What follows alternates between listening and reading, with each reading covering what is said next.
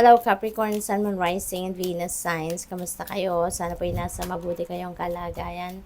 Welcome back po sa Star Tarot. Kung bago kayo dito, welcome din kayo. Thank you for your support. I truly appreciate it. God bless you all. Capricorn, maraming salamat po sa lahat ng mga nagla-like sa ating videos, sa mga nag-iiwan po ng mga comments at magagandang comments at sa mga nagsusubscribe. Maraming salamat po.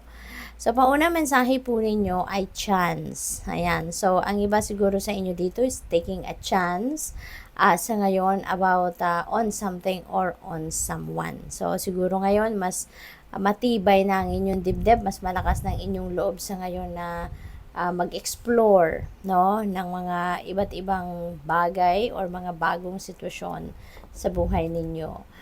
Let your worries drift away. Just be in the flow with life. Kasi with that, mas makakaasa kayo na magiging maganda ang journey ninyo. Ano man ang inyong ginagawa or ano man ang inyong pinagkakaabalahan. Makukumpara ninyo yan, no? Yung pag-surrender ninyo sa universe, pag-surrender ninyo sa Panginoon, makikita ninyo ang diferensya or makikita ninyo yung pagkakaiba ng nagsusurrender kayo nung susunod kayo sa agos ng buhay rather than ipinagpipilitan ninyo kung ano yung gusto ninyo or ini-insist ninyo. Your worries will be gone, yung stress ninyo will be gone when you surrender, when you go with the flow, no? And you will notice that, no? Pagkakaiba ng mga sitwasyon na yan. We have rescue, help others in need, or ask for assistance when you need it. So, maaring meron ditong i-rescue kayo. Maybe someone is asking for your help, for your assistance, for guidance, or maybe kayo din, no? At some point, baka kayo din yung nangangailangan ng tulong ng iba. Maybe kayo yung magpaparescue, no? For whatever reason.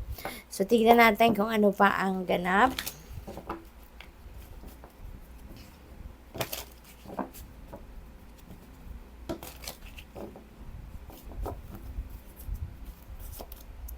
So, we have the Council of Animals. Ayan. So, parang may meeting dito, no? May conference na gagawin kayo with other people. Maaring related ito sa pamilya or maaring related ito sa trabaho.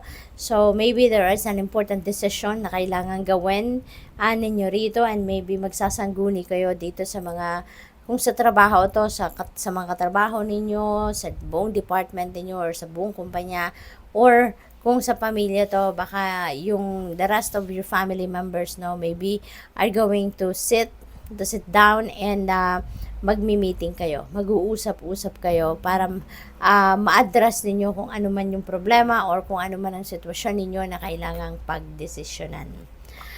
We have 10 of spells. Ayan. So, siguro, no, baka related ito dito sa Council of Animals. Baka meron kayong sitwasyon wherein siguro nahihirapan na kayo. Maybe it's taking a toll on you. Pagod na kayo. Kaya parang may distress na nararamdaman ng iba siguro sa inyo sa ngayon. And maybe you are going to ask for help na from the people around you. Whether that is katrabaho or kapamilya. No?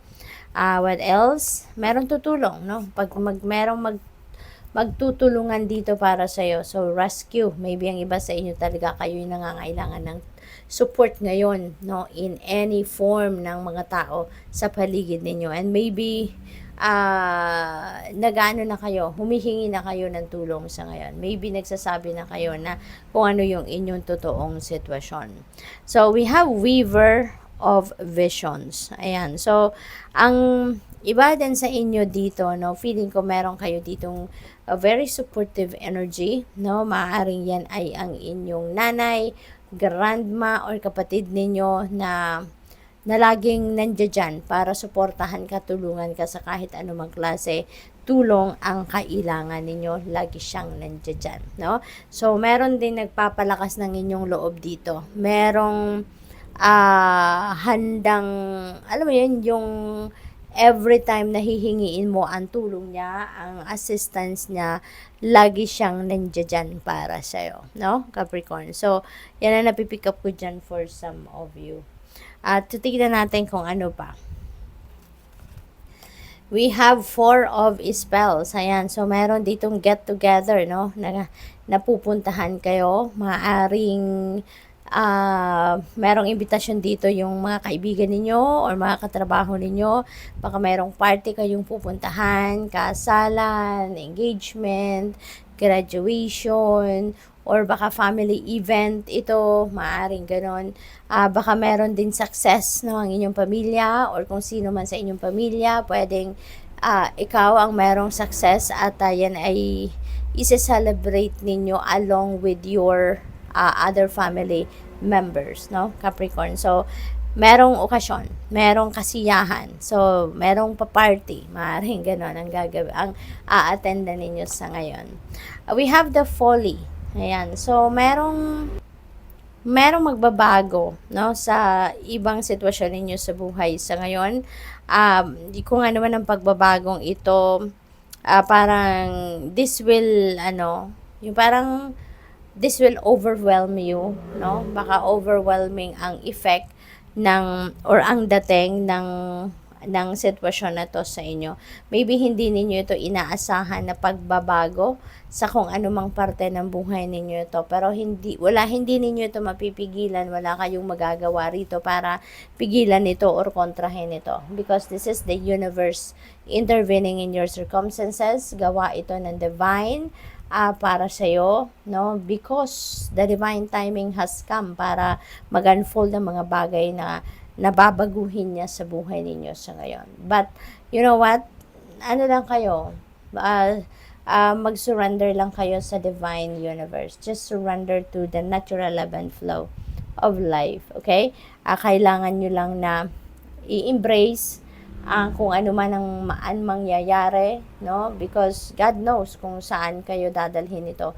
God knows what is best for you. At kung ano man ang mga pangyayaring ito, pagbabagong ito, may discomfort man o wala, this is for your highest good in the end.